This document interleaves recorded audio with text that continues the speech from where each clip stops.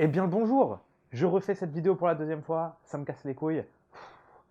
Mais bon, c'est pas grave, parce que j'ai adoré L'Adieu et je veux absolument faire une critique sur ce film, je veux absolument en parler. J'ai adoré ce film, je trouve trop bien. Je vais vous expliquer au fur et à mesure de la critique pourquoi, les tenants, les aboutissants, tout ça, tout ça. Et puis voilà, hein. D'abord, le résumé de l'histoire. Tout simplement, en fait, on suit l'histoire de Billy, donc, qui est elle est née en Chine et elle est partie très jeune, je crois à l'âge de 6 ans, elle est partie vivre aux États-Unis et elle est à New York. Et en gros, du coup, c'est l'histoire de sa grand-mère qui est encore en Chine, du coup, c'est important. Et sa grand-mère, en fait, elle a le cancer. Elle ne le sait pas. C'est sa sœur qui le sait. Et en fait, du coup, elle va pas le dire. Ils vont pas le dire parce que c'est pas dans la culture chinoise de dire que, que la personne a le cancer, donc ils vont lui cacher. Mais donc toute la famille va le savoir. Et en fait, ce qui va se passer, du coup, c'est que toute la famille va organiser un prétexte. En gros, ils vont prétexter le mariage du cousin de Billy pour aller tous en Chine et pour pouvoir tous se réunir pour pouvoir justement dire un espèce d'adieu à cette grand-mère. Et voilà, en gros, c'est l'histoire de du coup Billy qui part de New York pour aller en Chine avec réunification de la famille pour aller voir la grand-mère et voilà, sans qu'elle le sache qu'elle a le cancer d'ailleurs. Alors, la réalisatrice qui s'appelle Lulu Wang, c'est assez intéressant déjà parce que le résumé, du coup, en fait, tout ce que je vous ai raconté, c'est une histoire vraie. C'est vraiment ce qui lui est arrivé dans sa vie. Je crois que c'est sa grand-mère à elle, du coup, aussi, qui a eu le cancer et dont on n'a pas, ils n'ont pas voulu lui dire et ils ont inventé tout un prétexte pour aller la voir. Donc tout ça est une histoire vraie, même tout l'histoire de Billy, le fait qu'elle ait grandi aux États-Unis, mais elle est née en Chine, etc. Tout ça, c'est la vie de Lulu Wang. Donc c'est un film très autobiographique et du coup c'est assez intéressant par rapport à ça parce que ça aborde plein de grands thèmes et je vais venir juste après. Et il n'y a pas grand-chose à dire sur Lulu Wang en fait parce que elle a fait un film juste avant qui s'appelle Posthumous euh, et que je n'ai pas vu, du coup je peux pas vous dire, mais du coup que j'ai très envie de voir. Et L'Adieu, c'est son deuxième film. Donc voilà, c'est juste le début de sa carrière. Et quel début de carrière. Et aussi, avant, un tout petit mot sur Aquafina, donc qui est l'actrice principale du film, qui joue le personnage de Billy, qui est génial dans le film, mais ça pareil, j'en parlerai juste après, et qui est, c'est hyper intéressant parce qu'en fait, à la base, enfin, je sais pas comment elle se qualifie à la base, mais c'est une rappeuse. Donc voilà. Et elle-même, par contre, dans une interview, dit que elle voulait pas du tout forcément être actrice. Son but, c'était juste de travailler avec des gens cool sur des projets cool. Et puis là, elle se retrouve à gagner un Golden Globes pour L'Adieu. C'est pas mal quand même. Mais du coup, elle était aussi dans Crazy Rich Asians, elle était aussi dans Ocean's 8. Enfin, mine de rien, là, c'est un peu. Elle commence à s'éperdre de ouf. Et trop marrant, parce que j'ai vu le film mercredi, L'Adieu, et je suis parti voir Jumanji jeudi. Et je savais pas du tout qu'elle était dans le film. Et je la trouve hyper rafraîchissante d'ailleurs dans Jumanji. Surtout quand elle commence à imiter, à être dans le personnage de Danny DeVito. Je trouve qu'elle le fait super bien. Et puis même, je trouve que tout court, elle est hyper rafraîchissante. J'aime beaucoup ses mimiques. Et d'ailleurs, il y en a aussi, souvent, elle en a dans la jeu. Et ouais, bref, j'en parlerai plus tard, encore une fois. Donc, voilà pour Aquafina. Alors, pourquoi j'ai aimé le film? J'ai aimé le film déjà parce que, comme je l'ai dit juste avant, il aborde plein de grands thèmes. Et il aborde des grands thèmes dans son propos de base au film, mais il aborde aussi des grands thèmes qui sont un peu en filigrane. Et justement, je vais vous les dire. Et le premier grand thème du film, c'est la culture chinoise, déjà, parce que, évidemment, elle part en Chine, et donc toute l'histoire se passe en Chine, il se passe à Pékin, et forcément, il y a toute la culture chinoise qui est là, leur façon de vivre, leur façon d'interagir socialement, aussi la famille, comment la famille est gérée au sein de leur culture. Il y a aussi justement ce rapport par rapport à la famille, donc par rapport à la pression familiale, par rapport à l'argent, par rapport aussi à la reconnaissance, au statut social que tu as atteint. À un moment, il y a une scène assez géniale, je trouve, où ils sont tous dans un restaurant, dans la table ronde, et c'est un ping-pong de c'est moi le meilleur, mais le tien, il est moins bien. Enfin, et du coup, tout ça, mine de rien, parle de la culture chinoise, et c'est disséminé pendant tout le film, ça parle de plein de choses, et c'est hyper intéressant pour ça. Un autre grand thème, c'est être enfant d'immigré aussi, parce que Billy, dans le personnage d'Aquafina, est une immigrée. Ses parents ont immigré de la Chine aux États-Unis. en l'occurrence New York, et elle a vécu donc de 0 à 6 ans, si je ne dis pas de bêtises, à Pékin. Mais ensuite, elle a fait ses 25 prochaines années aux États-Unis. Donc, elle a vécu sa vie d'adolescente et d'adulte aux États-Unis. Donc, au final, elle est plus américaine, plus occidentale que chinoise. Et justement, ça a amené plein de choses pendant le film. Toutes les questions du fait qu'elle parle chinois, mais pas forcément très bien. Donc, tout ce rapport à la culture, tout ce rapport. Déjà, par rapport à la culture chinoise aussi, il y a aussi ce truc-là de. Bah, tout simplement ne pas dire à la personne qu'elle a le cancer. Alors qu'en Occident, on est quand même, je pense, plus à même de dire à la personne qu'elle a le cancer. Sa famille vont dire, bah voilà, t'as le cancer, etc. Alors que dans la culture chinoise, on ne le dit pas, on préfère le cacher. Parce que le dire, c'est en gros, la personne, elle va plus mourir de peur que du cancer. Et du coup, déjà ça, c'est hyper intéressant parce que ça parle de la culture, mais du coup, ça crée un conflit. Parce qu'elle, qui a grandi en Occident, elle a cet esprit-là de dire, mais est-ce qu'il ne faudrait pas lui dire à la grand-mère? Et du coup, ça crée tout un truc hyper intéressant autour de ça et autour justement du choc culturel, des chocs de pensée. Et voilà, et puis tous ces trucs-là pendant tout le film, un peu, elle découvre la Chine et elle découvre des trucs culturels. Et donc, du coup, il y a tout ce truc-là de est-ce que elle est chinoise? À un moment, il y a un discours comme ça en plus pendant le film, mais est-ce que tu es chinois? Est-ce que tu es américain? Qui es-tu? Et encore plus en France, je trouve, en tant que spectateur, regarder ce film, c'est hyper intéressant. La France est construite sur l'immigration qu'on le veuille ou non, hein. Et donc du coup, je pense qu'il y a tout un rapport à ça on peut s'identifier. Je pense qu'il y a plein de gens qui peuvent s'identifier à ça. Et voilà, le propos en plus est hyper bien amené, hyper bien fait, et c'est hyper cool. Un autre grand thème, mais celui-là qui est grave en filigrane et que je trouve du coup génial, c'est en fait le changement de Pékin. Le changement, en l'occurrence, le changement de la Chine, mais en l'occurrence de Pékin, parce qu'ils sont à Pékin. Mais par exemple, les plans, où c'est au début du film, quand elle sort de l'avion, elle est dans un taxi pour aller rejoindre donc, de l'aéroport de Pékin jusqu'à là où habite sa grand-mère. Et ben il y a tout à un moment, elle est dans le taxi et donc il y a un plan sur elle dans le taxi et il y a un contre-champ sur des, toute cette nouvelle, tous ces nouveaux bâtiments qui sortent un peu de terre en Chine, enfin à Pékin. Toutes ces espèces de nouvelles cités, ces bâtiments, c'est presque trop parfait en fait. Ces trucs-là qui sortent de nulle part, vraiment littéralement comme si c'était sorti de terre. Et, euh, et c'est pas anodin qu'elle veuille filmer ça. Et d'ailleurs, un peu plus loin dans le film, c'est un moment, il y a pareil, elle croise une arche, une espèce d'énorme sculpture, et, euh, et ils en parlent justement, c'est que avant c'était le quartier de là où vivait sa grand-mère, et aujourd'hui c'est plus ça, ils ont changé complètement. Et qu'elle explique elle-même que tout est en train de changer, etc. Mais c'est vraiment justement en filigrane. C'est soit par des plans, par des chants contre chants, où il n'y a pas de dialogue, il n'y a rien, juste des chants contre chants, comme celui du taxi, comme je viens de vous expliquer quand elle sort de Pékin, ou comme justement ce dialogue-là, ce tout petit dialogue à la fin. Et puis au fur et à mesure, tu vois un peu des mœurs changer, etc. Et c'est hyper intéressant parce que déjà, la culture chinoise et la question d'être enfant d'immigrés, ce sont des énormes thèmes quand même, mine de rien.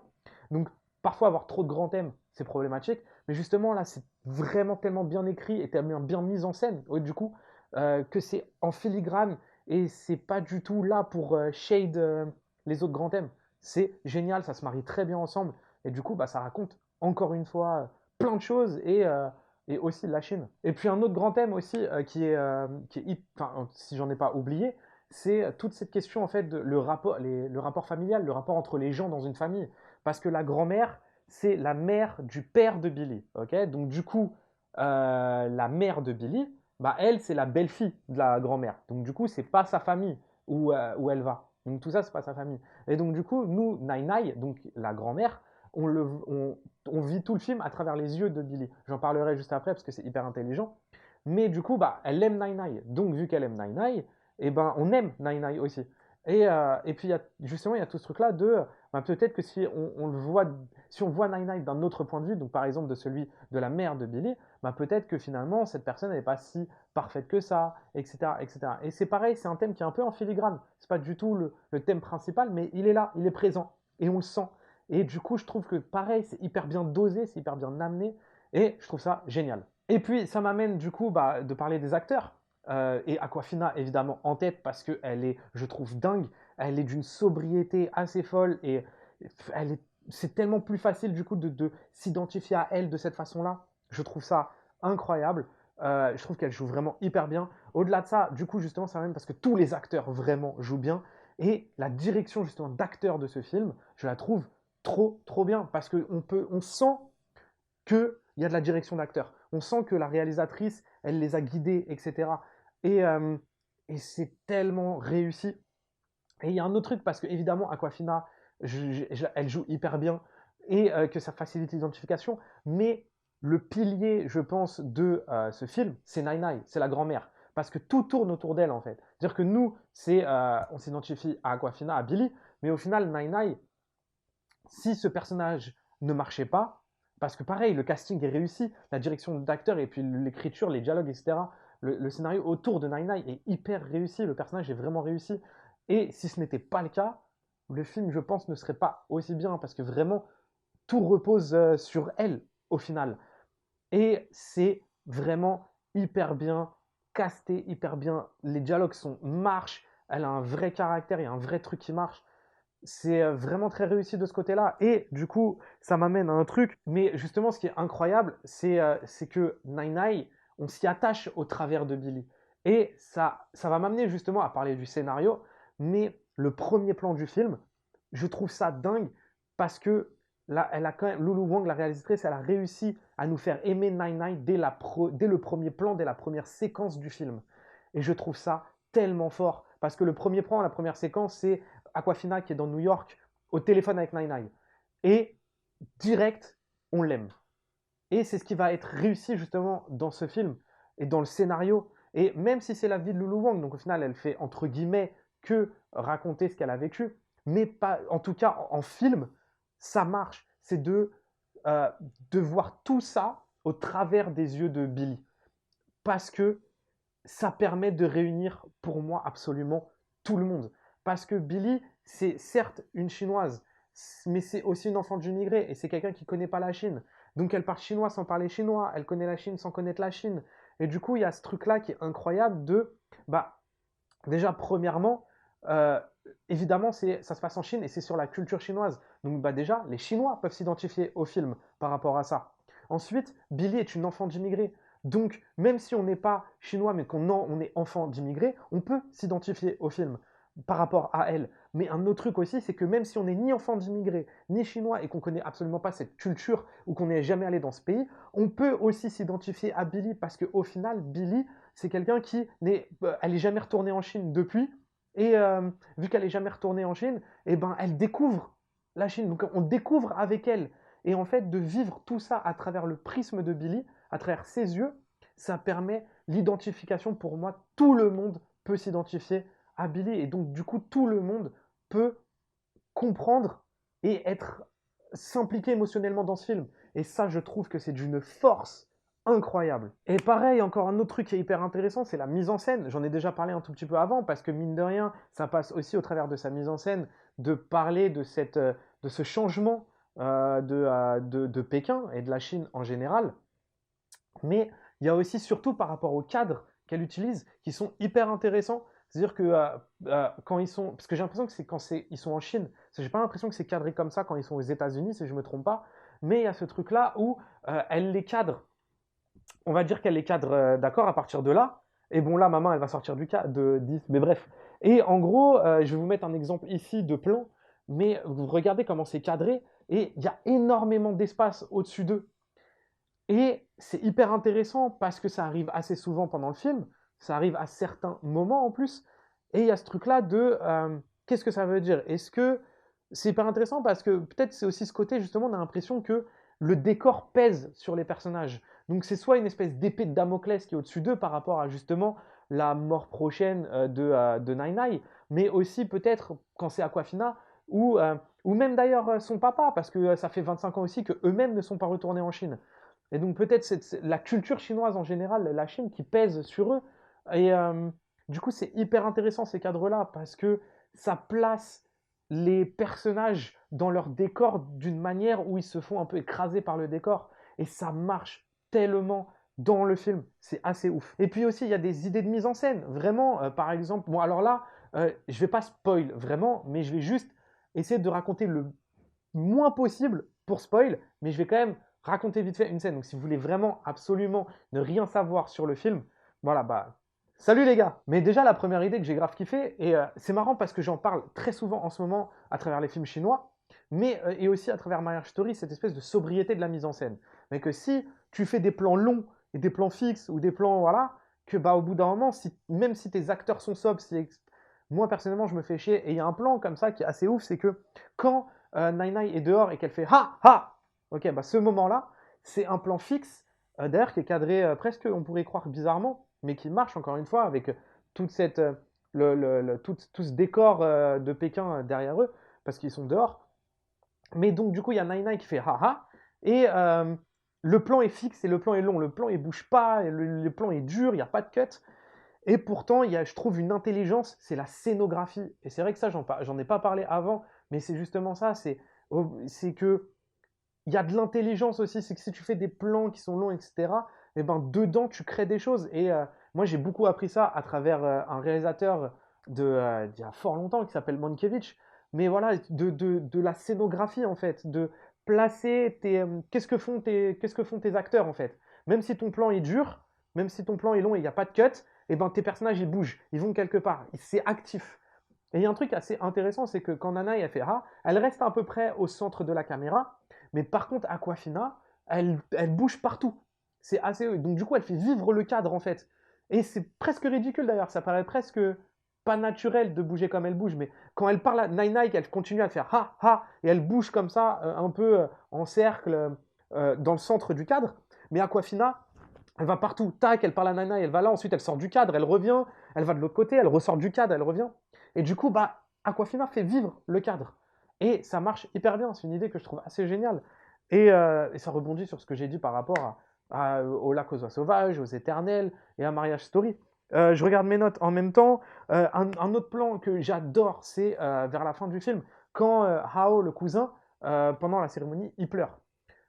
Quand il pleure face cam en fait. Donc, pour ceux qui ont vu, mais quand il est face cam et derrière, il y a une personne qui chante. Je trouve ce plan, cette idée de plan ouf parce qu'en plus, quand elle arrive, c'est tellement inattendu.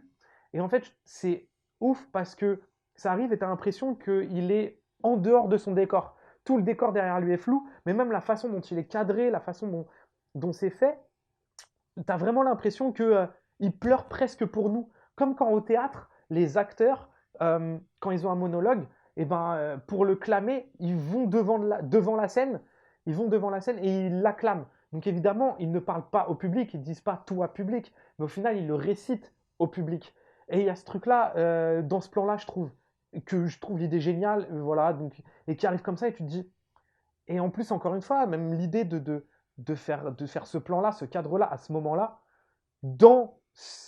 quand ça arrive, ça marche hyper bien. Quand ils sortent tous de chez Nai Nai vers la fin du film et qu'ils marchent dans la rue, toute la famille, et qu'il y a ce regard caméra, en slow motion, ils marchent. D'ailleurs, c'est marrant parce que ce plan aurait pu être kitsch à fond. Il marche en slow motion dans la rue, en regardant la cam, on dirait presque un boys band. Et du coup, c'est marrant, mais pourtant, ça marche de ouf. Et en plus, il est plein de sens ce plan parce que. Et est-ce que c'est justement quand ça arrive, est-ce que c'est la réunification de cette famille? Parce qu'au final, ils regardent tous au même endroit, ils vont tous au même endroit, ils ont tous un but, et en plus, ils regardent la cam en mode euh, ils ont atteint le même but, en fait. Et peut-être que c'est devenu une famille à partir de ce moment-là. Et en plus, tu as le plan juste après resserré sur Aquafina qui marche hyper bien. Je trouve vraiment que cette meuf, elle a de l'attitude. Je trouve que c'est de ouf. Et, euh, et d'ailleurs, le film aurait pu se terminer sur ce plan-là, mais tellement je trouve stylé. Et un autre truc encore, c'est la scène de piano que je aimais qu'elle dure beaucoup plus longtemps. Quand Aquafina, pareil, c'est le même truc avec Hao, c'est ce truc-là où d'un seul coup, quand ça arrive, elle casse presque un dialogue. Elle casse presque un dialogue et ensuite ça cut sur elle qui fait du piano et elle est presque, bah, pareil, séparée de son décor. Et elle est dans son monde en train de faire du piano. Et puis la musique en plus qu'elle fait, c'est hyper beau. Et arrive pareil encore une fois, ça arrive à un moment tellement intéressant qu'elle casse justement un dialogue où il y a des gens qui sont en train de s'embrouiller presque. Et elle en a marre de ça. Et donc, elle le casse et elle va dans son monde à elle en faisant du piano. Ça marche putain d'hyper bien. Et j'aurais aimé que cette scène dure beaucoup plus longtemps parce que je trouve qu'elle est forte en émotion, je trouve qu'elle est hyper intéressante. Et, euh, et voilà, je kiffe ce plan, putain. Et c'est vrai que c'est la première critique genre, que je fais où j'aime autant un film, parce que pareil, la photo, je la trouve dingue, je la trouve hyper stylée, mais c'est là où justement je mettrais des petits bémols, c'est que bah, quand c'est en intérieur, surtout à New York, et puis peut-être quelques moments en Chine, et encore j'ai un doute, mais à New York, il y a, quand c'est dans la nuit, quand c'est en intérieur la nuit et que c'est sombre, je trouve que la photo manque de contraste, je trouve que c'est très numérique et c'est pas très joli, je trouve ces plans-là. Mais mis à part ça, ce que je viens de vous dire franchement, c'est tellement mais 1% du film, c'est vraiment pour pinailler parce que au-delà de ça, je trouve la photo vraiment belle. J'aime beaucoup la texture de l'image et ouais, ouais, franchement, rien d'autre à dire, j'aime beaucoup la photo. Je la trouve très stylée. Un autre truc, c'est aussi les décors. Par contre, un autre petit bémol, il y a des décors très stylés, hein, des trucs au moment. Pareil, ça aussi, c'est vraiment minime. Mais il y a quelques plans, quelques cadres qui m'ont un peu marqué. Et on sent que il y a ce truc-là où ils savaient, parce que c'est quand même dur de faire vivre un décor et de pas que ça fasse fake. Et je trouve qu'il y a des plans qui font un tout petit peu fake. On se voit qu'ils ont décidé de mettre, on va mettre une lampe là, on va mettre un truc là et on va mettre une bouteille d'eau ici. Et voilà, mais ça fait trop travailler. Ça fait plus, ça fait, et du coup le décor, t'as pas l'impression qu'il vit par lui-même. T'as l'impression vraiment que ça a été travaillé comme tel. Et dans ce genre de film, ça marche pas forcément, je trouve. Mais pareil, franchement, c'est pinaillé de ouf, hein. C'est quelques plans. C'est juste vraiment quelques moments dans le film. Et dernier point, c'est la musique que j'aime énormément, qui arrive euh, assez rarement de souvenirs, mais qui quand elle arrive, je trouve surtout au début du film, marche hyper bien. Je trouve que le choix de la musique, elle est tellement intelligente. C'est beau, mais sans forcer l'émotion. Sans forcer l'émotion. C'est surtout le moment où elle est à New York, où justement elle apprend si elle doit partir ou pas, etc. La musique, quand elle arrive, oh, je trouve qu'elle marche tellement bien. C'est un truc de ouf. Et petit fun fact, parce que je l'ai lu sur IMDb. Donc, apparemment, bah, Lulu Wang a pris des cours de piano, etc. Donc, c'est aussi vraiment, mais ce film est totalement autobiographique. Donc, la scène de piano, c'est la réalisatrice Lulu Wang qui joue. Mais un autre truc, apparemment, IMDb dit, donc la scène de l'opéra, enfin de l'opéra, de la personne qui joue de l'opéra, apparemment, parce que je me souviens plus si l'actrice c'est elle dans le film ou si c'est peut-être elle qui le double après, mais en tout cas, celle qui chante, même si c'est en post-synchro, c'est Lulu Wang aussi. Donc en gros, la meuf, elle réalise, elle écrit, elle joue du piano, elle chante de l'opéra. Ça va au calme, hein. Surtout que c'est pas donné à tout le monde en plus de chanter de l'opéra. Enfin bref, voilà, c'était le fun fact. Et puis, bref, film incroyable. Euh, je pense que la meilleure façon de résumer ce film, c'est je trouve ce film beau. Voilà, j'aurais peut-être pris, frère, presque toute la chronique sur ça. Le film est beau, salut. Sur ce, bah, on se retrouve mardi pour un nouveau Pourquoi il faut regarder. Et ça va être sur Morse, un film suédois, un film de vampire, un film de genre, qui est sorti en 2008, qui est un putain de chef-d'œuvre. Et puis voilà, à mardi. Salut tout le monde. Banks.